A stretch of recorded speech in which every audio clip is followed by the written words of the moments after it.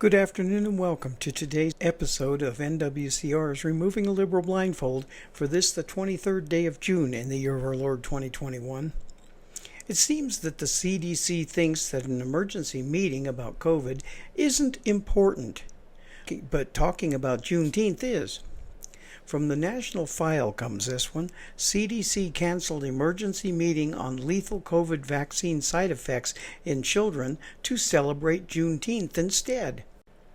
The CDC canceled an emergency meeting where advisors were slated to discuss links between the COVID-19 vaccine and over 200 potentially lethal cases of heart-related side effects in teen boys so that the government agency could observe the new Juneteenth federal holiday instead. This is serious, my friends. So now, according to this, the CDC thinks more of a new holiday than our children. Numerous cases of myocarditis, a lethal condition of the heart, and similar side effects have been documented in Pfizer and AstraZeneca brand COVID-19 vaccine recipients, specifically in teenage boys. While advisors for the Centers for Disease Control and Prevention were slated to hold an emergency meeting over the past weekend to investigate the deadly vaccine side effect, the meeting was canceled at the last minute by the agency in honor of the new Juneteenth federal holiday. The CDC says the topic has been rescheduled and will be tacked on to the June 23rd through 25th meeting, though it doesn't appear that the effect will be the main topic of the discussion, which it should be.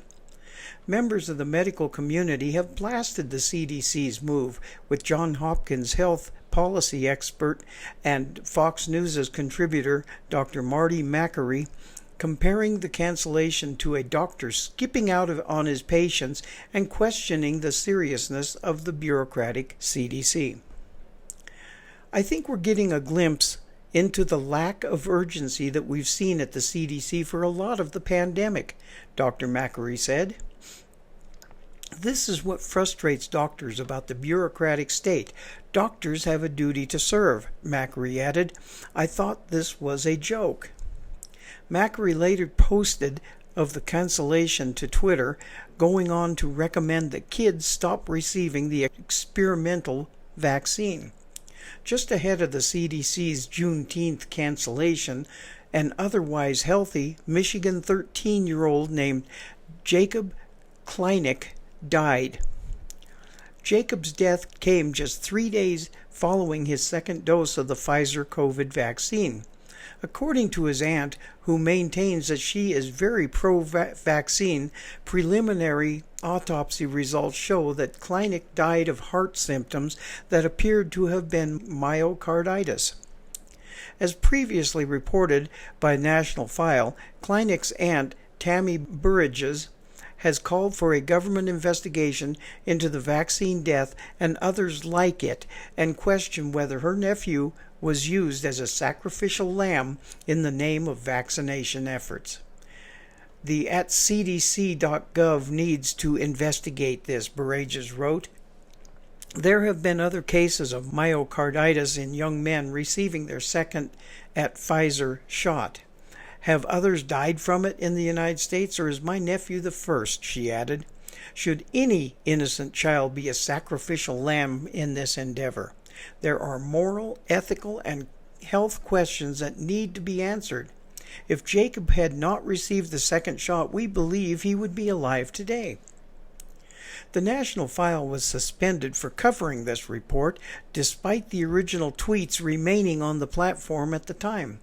Eventually, Twitter claimed National File's suspension was an error and reversed it, but it did not restore the tweet they demanded National File remove.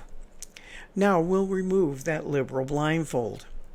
The problem comes in today where if you do not talk about what the liberal left wants you to, or what they say is the truth, then you will get shut down. And if they get caught with their pants down on this, they will claim that it was a mistake. It never is a mistake, folks. They do exactly what they want to do. They wanted to talk about what most of us know, that the vaccine is causing problems in our youth and others. But Twitter thought that it wasn't important because it wasn't talking of the right things, the liberal agenda, in other words. From Psalms 119, verse 105, Thy word is a lamp unto my feet and a light unto my path. As we work our way through this world and notice that God's words of what we must do and the left's view of what we should do are 180 degrees out of phase with each other. One is right, the other is wrong.